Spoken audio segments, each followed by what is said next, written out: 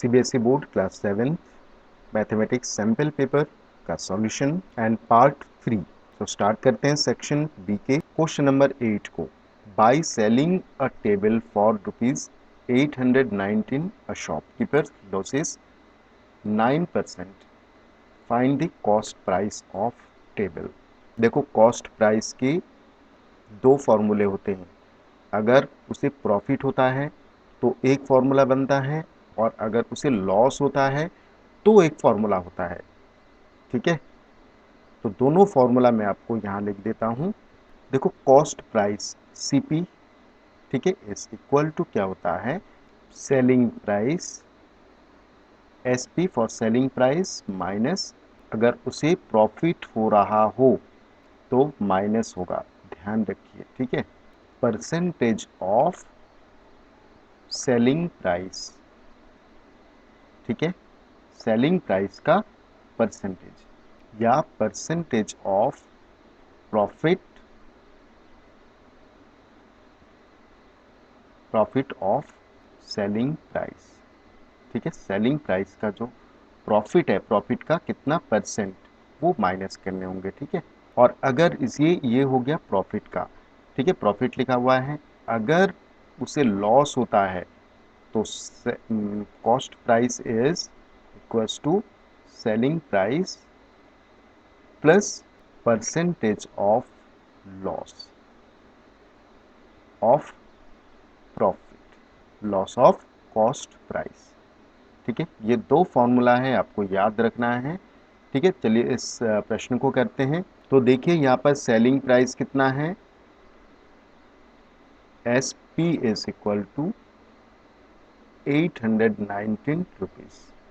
ठीक है, और लॉस इज 9%।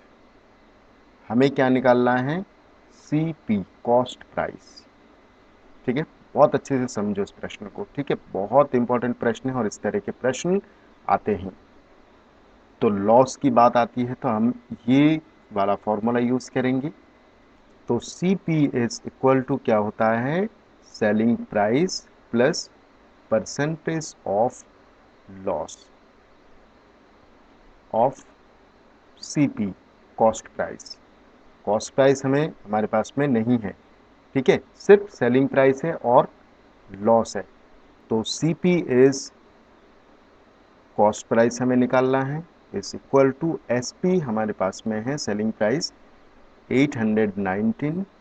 ठीक है, प्लस में लॉस ऑफ परसेंट, लॉस कितना है 9%। ठीक है, 9% ऑफ सीपी, कॉस्ट प्राइस। इतना समझ में आया आपको? सीधी सी बात है, अगर आपको लॉस हुआ है तो कॉस्ट प्राइस क्या होगा, सेलिंग प्राइस में आप उसका जितना परसेंट लॉस हुआ है वो आप ऐड कर दो। बिल्कुल सीधा सा प्रश्न है। अब देखो, सीपी और सीपी एक तरफ ले लेंगे तो ये प्लस में है।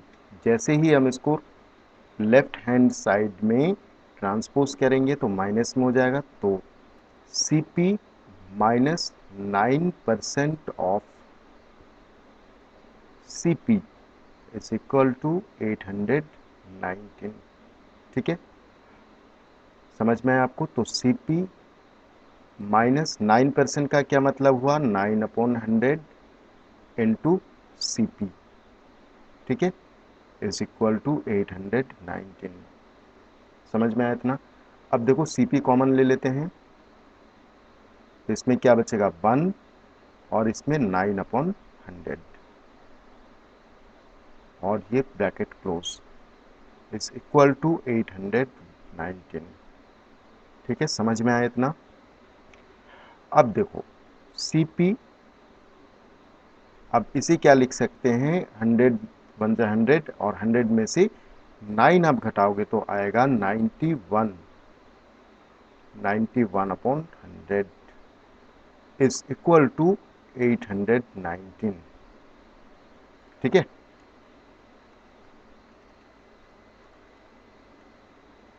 अब हमें क्या मिला, सीपी 91/100 इज इक्वल टू 819। अब देखो सीपी के साथ में 91/100 मल्टीप्लाई हो रहा है, जैसे ही हम इसको ट्रांसपोज करेंगे डिवाइड हो जाएगा, ठीक है। तो सीपी इज इक्वल टू क्या हो जाएगा, 819 इंटू 100/91। जैसे ही हमने इसको इधर शिफ्ट किया तो ये डिवाइड में 91/100 हो गया, लेकिन हमने उसको सीधा मल्टीप्लाई में कर दिया तो ये 100/91 हो गया, ठीक है, गॉट इट। अब इसे Cp इज इक्वल टू, अब इसे कैंसिल करते हैं 9 से, ठीक है। तो 900 इंटू 900 हो गया, ठीक है। तो Cp हमारे पास में कॉस्ट प्राइस कितनी आ गई, 900 रुपीज में Cp इज इक्वल टू ₹900। तो आंसर में आप क्या लिखोगे, the cost price of table is ₹900, ठीक है, इतना आपको लिखना है, ठीक है। तो यहाँ पर question number 8 and section B is complete. So मिलते हैं क्वेश्चन नंबर 9 से सेक्शन सी में।